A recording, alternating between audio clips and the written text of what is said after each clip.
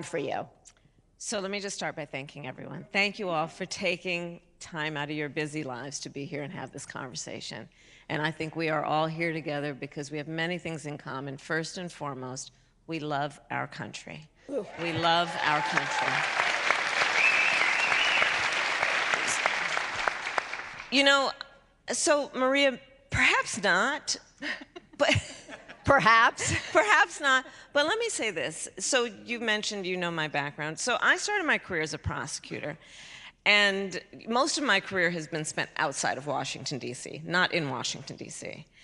And for most of my career, let me just tell you, I never once asked a victim of crime, a witness, are you a Democrat or are you a Republican? Never. It would have even occurred to me to ask that. What I did ask everyone, are you okay? And when I think then about what is at stake in this election, I think that's the biggest question.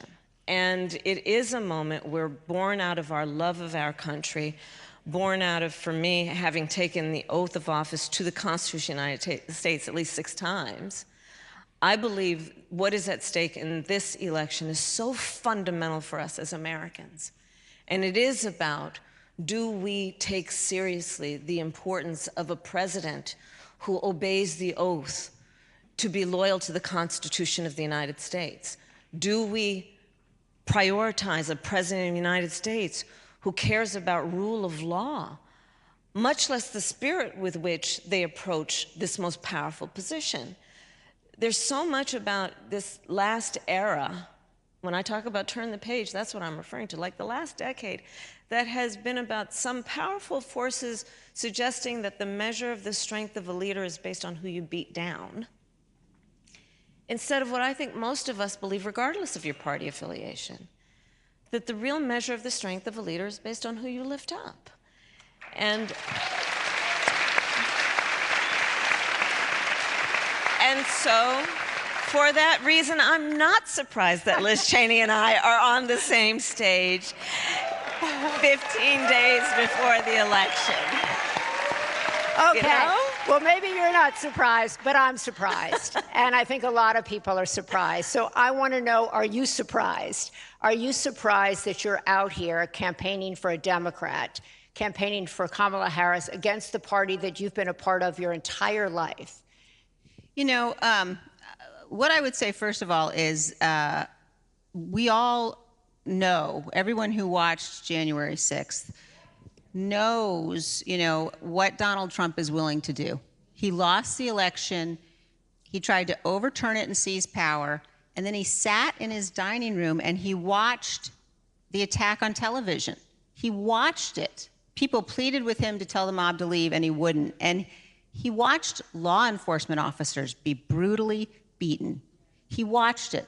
That's a depravity that, to me, and you know, I think to anyone who's taken the oath of office, makes someone absolutely unfit ever to be president again.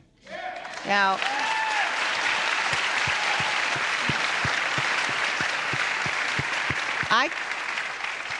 I could have just said, you know, I'm going to do everything I can to work against Donald Trump. And there are a lot of Republicans who have said that.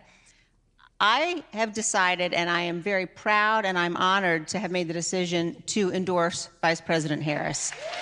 And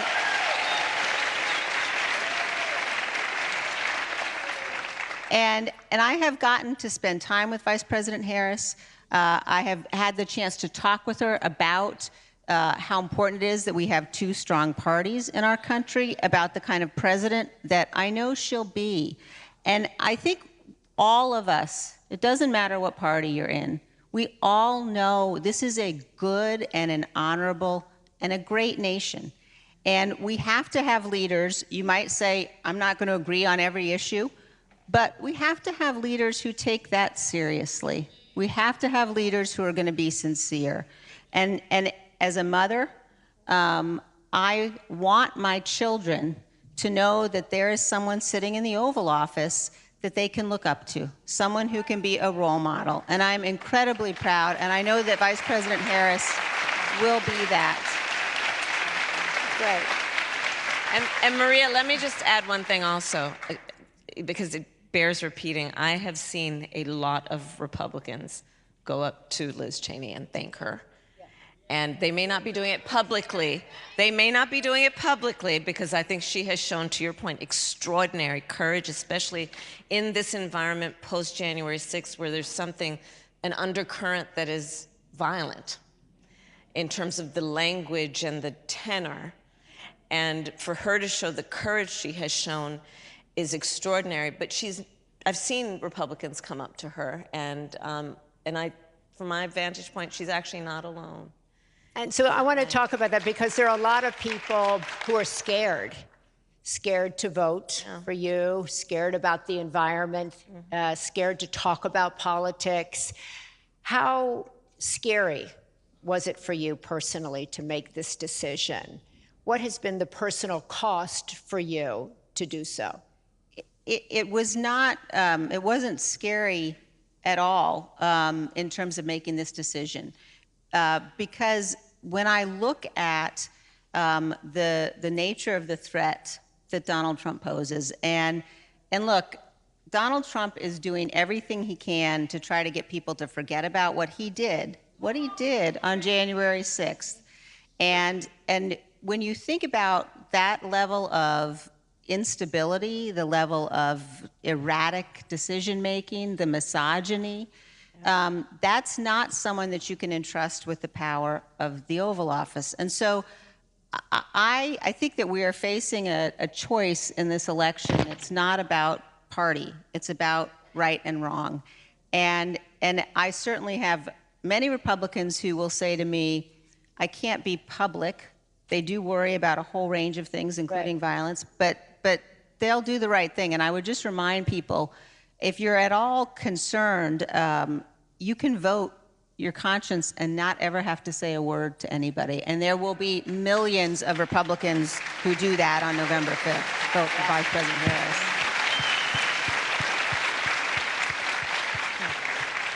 I love that you said you weren't scared at all, because most people will talk today about, I'm afraid to say anything on social media. I'm afraid to speak in my place of worship. I'm afraid to speak where I work. I'm afraid. How are you not afraid? Well, I think that the point you're making is a really important one. Think about what's happened in our country. The level of vicious, vitriolic attack. When Donald Trump says that his political opponents are the enemy within, and when he contemplates deploying force against them, the response that we all have should not be to be so afraid we don't act. It should be vote him out, defeat him, vote for Vice President Harris. And Maria, I'm going to add to that. Yeah. I would add to that an additional point, which is, and don't think it's a sick sense of humor and relegate it to simply being that. I've said many times, I do believe Donald Trump to be an unserious man, but the consequences of him ever being in the White House again are brutally serious. And take it from the people who know him best. His former chief of staff, when he was president, 2 former defense secretaries, his national security advisor, and of course his vice president, who have all in one way or another used the word that he is unfit to be president again and is dangerous. Listen to the report that what his former chairman of the Joint Chiefs of Staff, a general, said about him, that he is fascist to the core. And these are people who were in his administration, who worked closely with him in the Oval Office and the Situation Room. And so I would caution us also to, because some people find it humorous what he says and think it's just silly, but understand how brutally serious it is. Well, the courts will take care of that. We'll take care of November. Yes. We'll take care of November. But it is brutally serious because, to the Congresswoman's point, anyone who has openly said, as he has, that he would terminate the Constitution of the United States should never again stand behind the seal of the President of the United States. Never again.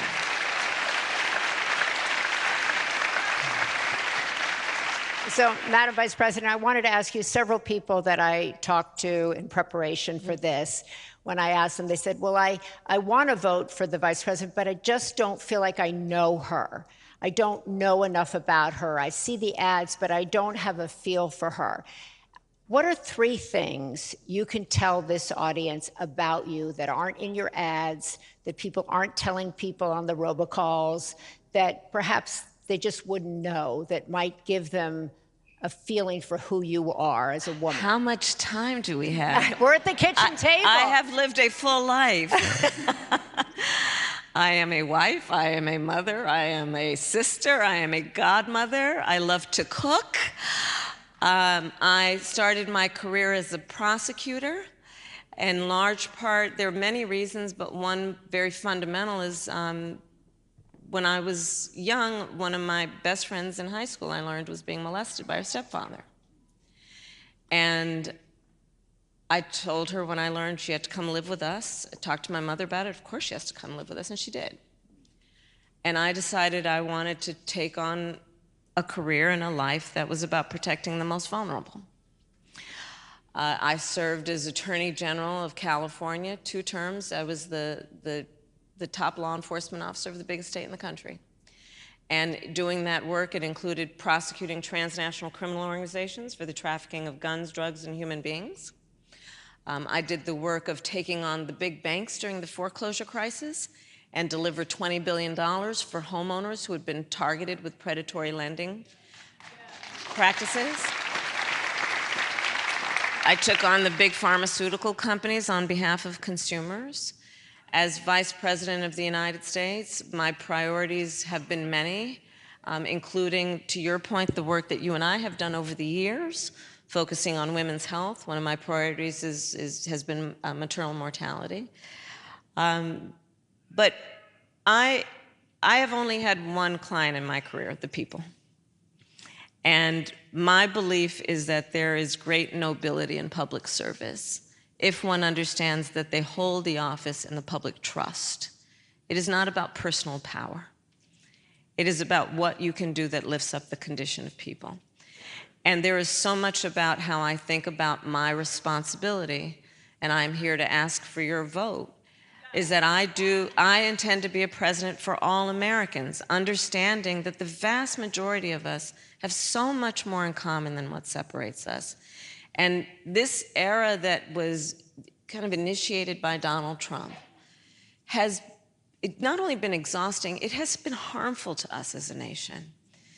The notion that a president of the United States would encourage Americans to point fingers at each other, that there would be a suggestion that we are a divided country, that instead of knowing we have so much more in common than what separates us. I have, as Vice President, met over 150 world leaders, presidents, prime ministers, chancellors, and kings. My most recent overseas trips as Vice President, which were relatively close to then the election, our allies have expressed real concern. I've shared this before, but when we walk in a room representing the United States of America, we should walk in that room, especially leaders, chin up, shoulders back, knowing that we have the self-appointed and earned authority to talk about the importance of democracy and rule of law. But the thing about being a role model, this is all role models who are here, people watch what you do to see if it matches up to what you say. People around the world are watching this election, I promise you.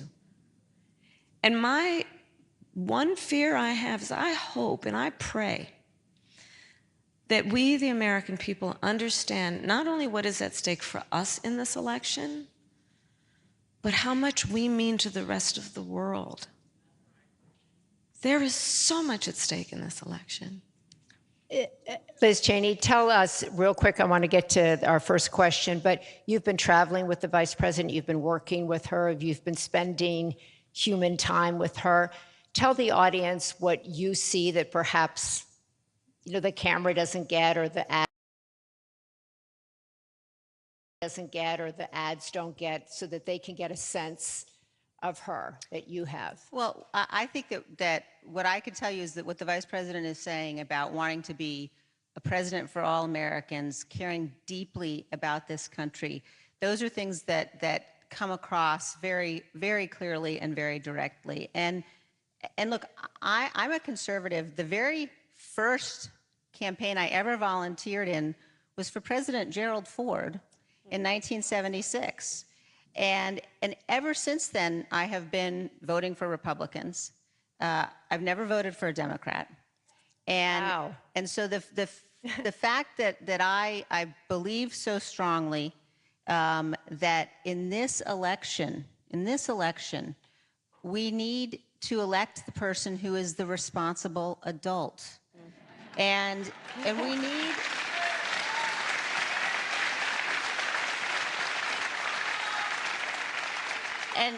And there is a lot, both parties do it.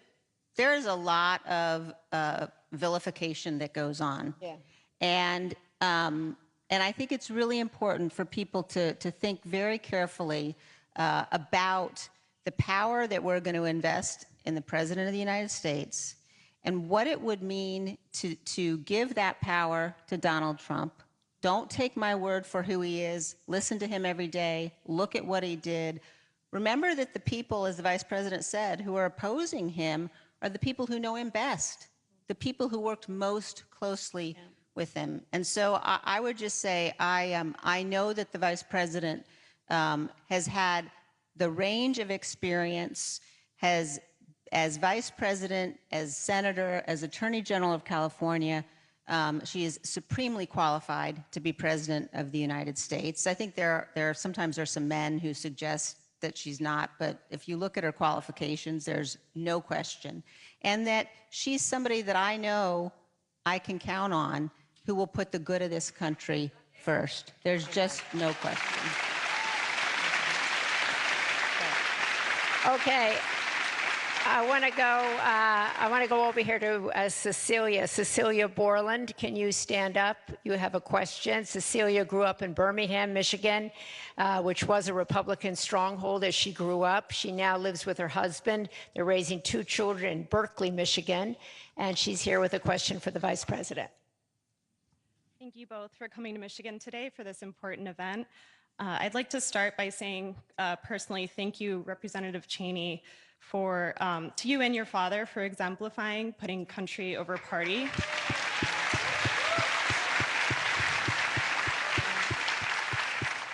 And Madam Vice President, I hope you had a wonderful birthday yesterday. Thank you. Thank you. From the shootings at Oxford High School to my alma mater, Michigan State University, to an attack at a kid's splash pad this summer, just a few miles away from here, the issue of gun violence hits very close to home for our community. Just yesterday, I learned from our school district that my preschooler will be going through his first active shooter drill this week. Yeah. As a gun violence survivor and mother of 2 young children, the issue of gun violence and the safety of my children in their schools and in our community is my top priority. Madam Vice President, if you are elected president and there is a Republican majority in Congress, how will you work with them to make impactful and immediate progress around gun violence, especially in our children's schools? Right. Thank you, Cecilia. And thank you for your courage to speak up about this. So, well, we have done it actually in the last 4 years. We had a bipartisan group of folks in Congress who came together for the Safer Communities Act, which is the first meaningful piece of gun safety legislation in 30 years. And so it's a good step, and it really does tell us that we have a will within the United States Congress to work in a bipartisan way, and then Congresswoman Cheney was one of those Republicans that actually voted for it. This is how I think of the issue, and it is through the lens of many experiences, including I'm so sorry about your kids going through active shooter drills. Our kids did. It's traumatic. that our children, you know, growing up, I'll speak for myself, we had fire drills. Yeah. Right? Our children are now learning how to keep themselves safe if there's an active shooter at their school. I did a tour last year of colleges with college-aged kids, so I also did some trade schools. And I would ask the room, the auditorium would be packed, college-age kids, and I'd ask them, raise your hand if at any point between kindergarten and 12th grade you had to endure an active shooter drill. Almost every hand went up. Our kids are growing up where they are learning that they may be unsafe in the classroom, where they should be absorbing the wonders of the world. One kid said to me, we were talking about this, and said to me, yeah, that's why I don't like going to fifth period. I said, why, sweetheart? Why don't you like going to fifth period? Because in that classroom, there's no closet in which to hide. So when we think of this issue, we must also consider the trauma, that is, the trauma of the direct trauma for those who have been directly affected by gun violence, including that to our kids who are in schools across our country doing this, not to mention their teachers who want to teach and not also have to worry about, will they be able to physically protect a child from a bullet? Here's how I think about it in terms of the macro point. We have been pushing as a country, I think, a false choice that suggests you're either in favor of the Second Amendment or you want to take everyone's guns away. And that's a false choice. I'm in favor of the Second Amendment. I have talked about the fact both Tim Walz and I are gun owners. I also believe we need reasonable gun safety laws, assault weapons bans, red flag laws, universal background checks. And reports say that the majority of NRA members agree on, for example, universal background checks. What is a universal background check? It's just common sense. Here's what it is. You just might want to know, before someone can buy a lethal weapon, whether they've been found by a court to be a danger to themselves or others. You just might want to know. It's common sense. We need common sense gun safety laws, and I will continue, I've done it throughout my career, work with all of our colleagues across the aisle, and I know that we can make progress. But this is not, I'm not trying to take anybody's guns away from them, but we need reasonable gun safety laws. Okay, I want to come back to the issue of public safety in a minute, but first we want to go to Martin. Thank you, Cecilia, very much. Martin Hauerlich, he's a former Republican member of the Michigan House of Representatives, and he's here with a question about national security. Well, thank both of you for being here this afternoon. I really appreciate your coming to the state of Michigan to be here.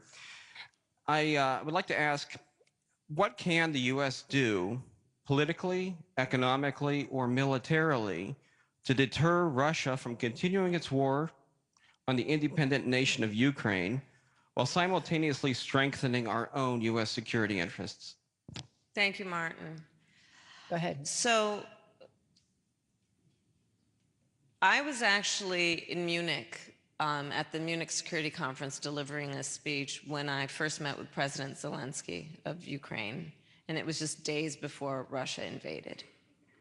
I've now met with President Zelensky, I think, 7 times, because the United States has rightly taken a position as a leader, a global leader on international rules and norms, that we must stand in support of one of the most important international rules and norms, which is the importance of protecting sovereignty and territorial integrity, the importance of standing strong in opposition to the notion that in this case, Russia would attempt to change borders by force, to invade another nation, a sovereign nation, by force. And sadly, there is a huge difference between my opponent and me on this very fundamental issue. Back to the conversation about, there was a time when we used to, there was a phrase that I'll paraphrase, that basically politics ends at the sea line, at the boundaries of our country, that there are certain things, in particular the matters of national security. where it's not about partisanship, it's about where should America stand in terms of supporting our allies and standing for certain principles. I'll give you as a point of reference for me in terms of how I feel about this on the partisan issue. For the 4 years that I was in the United States Senate, my favorite committee was the Senate Intelligence Committee. And I served on that committee, and we would meet in a room that's called a SCIF, and it's basically it's a very secure room. No press, with all due respect, is allowed in, no cameras. Everyone has to leave their cell phone outside. It's a bipartisan committee, and we would go in that room and receive classified information from America's intelligence community, sometimes our military leaders, about hotspots around the world and threats to our national security. And when we went in that room, and this is why it was my favorite committee, people would take off their suit jacket, roll up their sleeves, have a cup of coffee on the table. And we weren't Democrats or Republicans. We were Americans. And that is so important on a number of issues we are discussing this afternoon, but in particular on national security. My opponent, however, has made it a thing of his to admire dictators and autocrats around the world. He exchanged love letters with Kim Jong-un, remember that? He has openly praised the president of Russia. Most recently, the report is, in the height of COVID. Remember, everyone was scrambling to get their hands on COVID tests? Remember when Americans were dying by the hundreds every day, and Donald Trump secretly sent COVID tests to the president of Russia for his personal use? He has said, Donald Trump, I will solve the matter of Ukraine and Russia in a day. You know, read through and understand what he is saying. He would surrender. He would have Ukraine surrender its fight against an aggressor, violating its sovereignty. If Donald Trump were president, Vladimir Putin will be sitting in Kyiv and understand what that would mean for America and our standing around the world.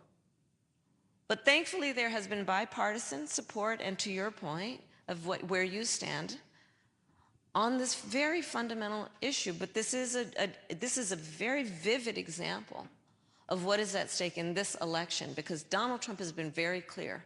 He would give away the shop. He has been manipulated and is so clearly able to be manipulated by favor and flattery, including from dictators and autocrats around the world. And America knows that that is not how we stand. That is not how we fight. We fight in favor of our strength and our role as a leader in bringing the allies together and standing for foundational and fundamental principles. Congressman Cheney.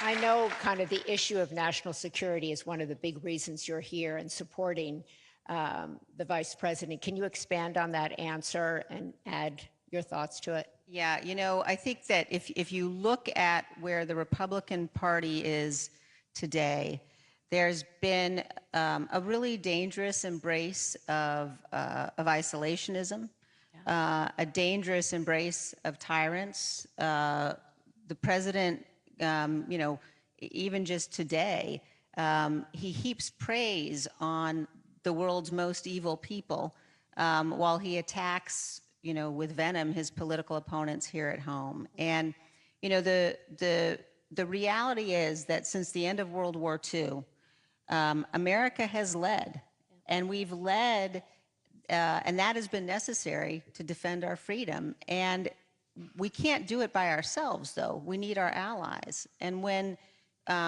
Donald Trump says that he's going to withdraw from NATO, when he invites Vladimir Putin to invade NATO, when he suggests that it is Zelensky's fault that Ukraine was invaded, I mean, that is for anybody who is a Republican who is thinking that, you know, they might vote for Donald Trump because of national security policy, I ask you, please, please study his national security policy. Not only is it not Republican, it's dangerous. And without allies, America will find our very freedom and security challenged and threatened. And one final point on this, don't think that Congress can stop him. Yeah. People say, well, you know what, he can't really do the worst, you know, because Congress will step in. All he has to do is what he's doing, is say, I won't fulfill our NATO treaty obligations, and NATO begins to unravel. So it is an incredibly dangerous thing to think about a foreign policy, a national security policy led by somebody who is as unstable as Donald Trump is, and it's a risk we just simply can't take as a nation. And I'm going to add for emphasis that let's also be clear about, on this subject specifically of Ukraine, Donald Trump's approach would be to surrender. Understand what that would mean. That is signaling to the president of Russia he can get away with what he has done. Understand, look at the map. Poland would be next. NATO, our allies, are the reason that they have been so thankful for the position of strength we have taken in bringing the allies together, is because they are fully aware of, and remember, to the Congresswoman's point, World War II, remember, this concept of isolation, we were once there as a nation, and then Pearl Harbor happened. Let's remember, recent history, Europe remembers it well. Then when we got attacked, Pearl Harbor, we jumped in. And it is because America jumped in that we were ultimately able to win that war. And it should be a constant reminder to us, we have to remember history, that isolationism, which is exactly what Donald Trump is pushing, pull out of NATO, abandon our friends, isolationism is not insulation. It is not insulation. It will not insulate us from harm in terms of our national security.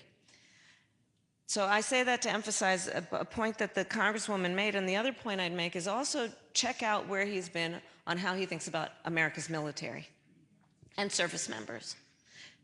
One of the great, great American heroes, a prisoner of war, John McCain. Remember how he talked about John McCain? He said he didn't like him because he got caught. You look, he's called members of our military suckers and losers. And then look at how some of the highest ranking members of our military, including what I mentioned earlier, the former chairman of the Joint Chiefs of Staff, a dedicated member, leader in America's military, how he has assessed Donald Trump. Fascism to his core.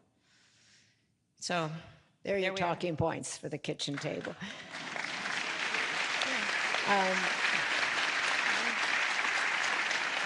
Our final question is from Courtney. Courtney, can you stand?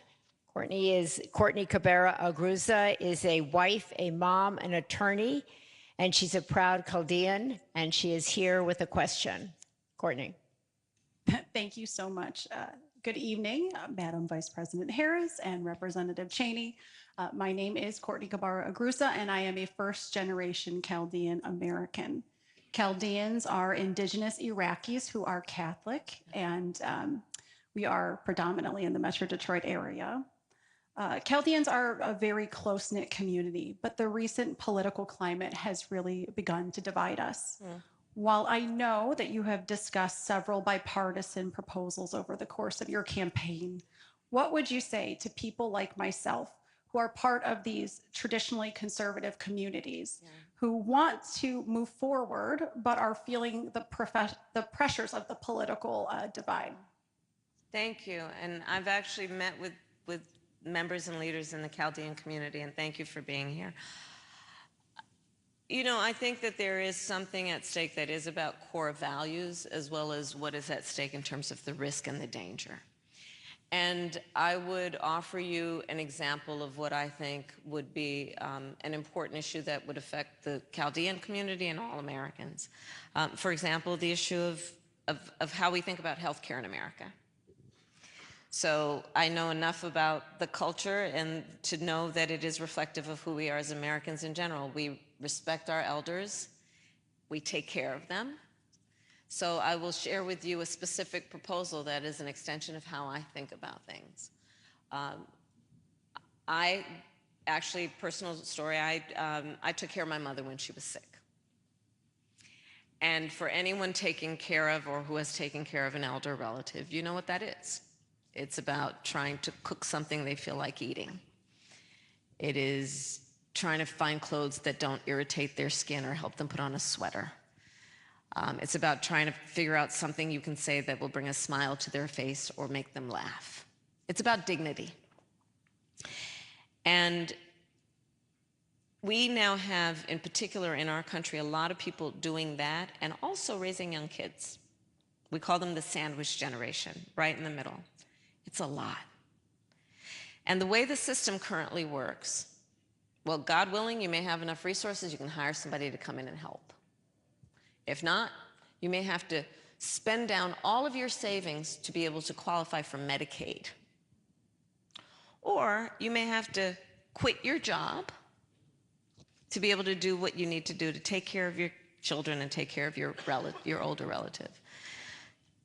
That's just not right and it's not fair. So part of my proposal and the plan is that we're going to now reconfigure so that Medicare covers home health care for our seniors, right?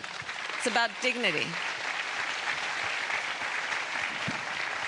So in addition to everything that we've discussed already about national security, what is at stake? Something like this, because I absolutely do believe America is ready for a new generation of leadership that is taking on issues clear-eyed about what is going on that affects everybody, doesn't matter their political party, issues that are fundamentally about dignity, also about economic issues, and taking it on in a way that we relieve the American people of the burdens that get in the way of productivity and a certain quality of life. And this is one example of that.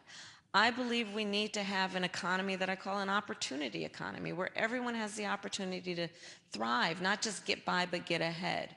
And this is one example I would offer under the broader point, which is about let's move forward, taking on problems from a common sense approach that is about just practical work. Look, I am a capitalist. I am a pragmatic capitalist. I will work as I have with the private sector. I believe we have to invest in America's economy and America's industry and America's entrepreneurs. And we can at the same time take care of those that are the most in need of just a little support to be able to not just get by, but get ahead. Thank you, Courtney. Liz, I just want to, we have 2 minutes left. And when you hear the phrase, a new way forward, when you hear country over party, what does that mean to you? We're 2 weeks out.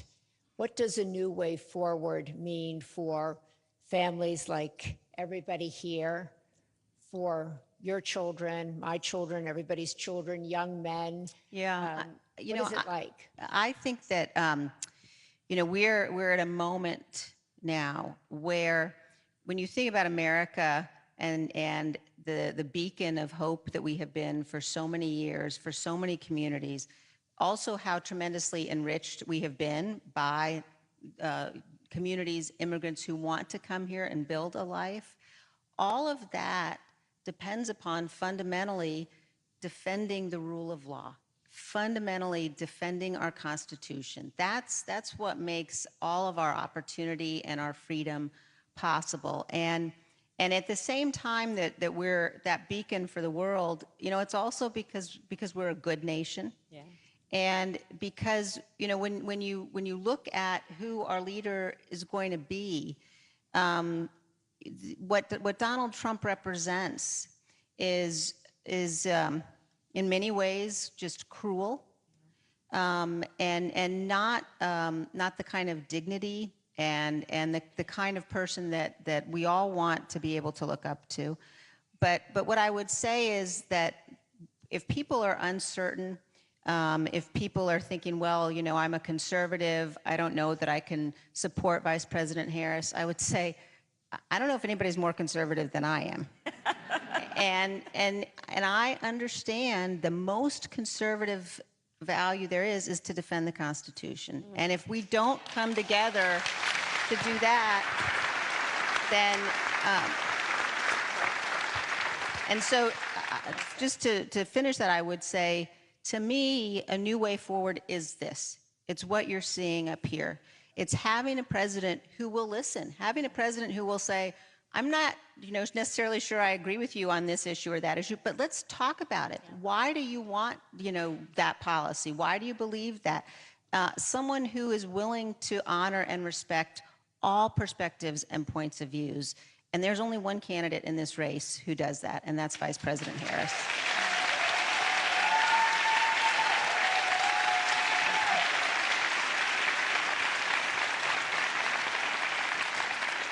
In fact, a lot of polling of undecided voters who call themselves the exhausted majority said, I just want leaders who listen to one another. I just want leaders who speak respectfully to one another. I want to see decency. I want to see people I can look up to.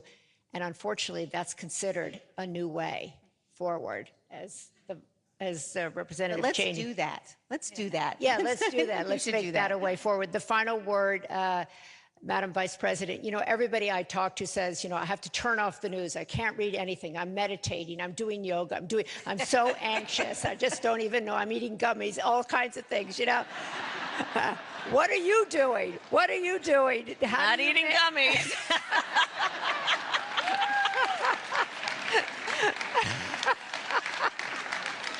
Okay, we got that clear.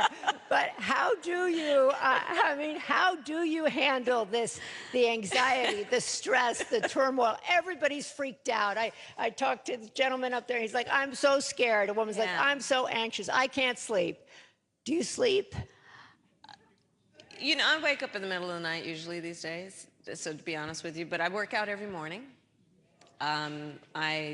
I think that's really important to just kind of, mind, body, and spirit. But let me just say this. No, say more about that. But I will. I work out. I try to eat well.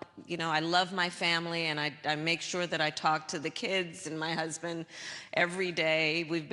Doug and I have been kind of, traveling. We're trying to cover a lot of ground, so we're not with each other every day these days. But my family grounds me in every way. But if I can just speak to what people are feeling. We cannot despair. We cannot despair. The nature of a democracy is such that I think there's a duality. On the one hand, there's an incredible strength when our democracy is intact. An incredible strength in what it does to protect the freedoms and rights of its people. Oh, there's great strength in that. And it is very fragile. It is only as strong as our willingness to fight for it. And so that's the moment we're in. And I say do not despair, because in a democracy, as long as we can keep it in our democracy, the people, every individual has the power to make a decision about what this will be. And so let's not feel powerless. Let's not let and I get it, overwhelming nature of this all make us feel powerless, because then we have been defeated. And that's not our character as the American people. We are not one to be defeated. We rise to a moment, and we stand on broad shoulders of people who have fought this fight before for our country. And in many ways, let us look at the challenge then that we are being presented and not be overwhelmed by it. The baton is now in our hands to fight for, not against, but for this country we love. That's what we have the power to do. So let's own that.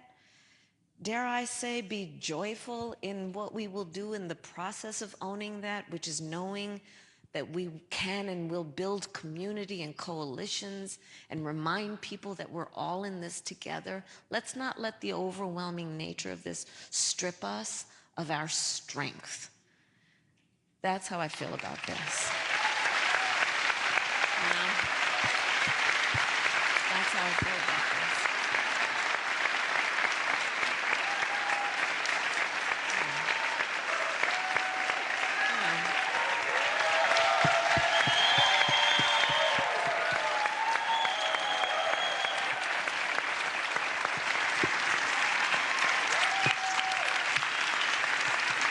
So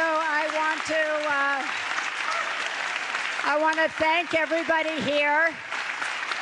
You heard from the Vice President, from Congresswoman Cheney, do not despair. I think you got a great glimpse into who this woman is, what brings them together, why they're here, why they want to earn your vote, why they wanted to speak with you today. And I want to leave you with this quote from Ralph Waldo Emerson that I think speaks to this moment. It says, "Whatever course you decide upon, there is always someone to tell you that you're wrong. There are always difficulties arising which tempt you to believe that your critics are right. To map out a course of action and follow it to the end requires great courage." So I leave you with that. All of you are courageous people. Do not despair. Thank you so much for spending your time. Bravo.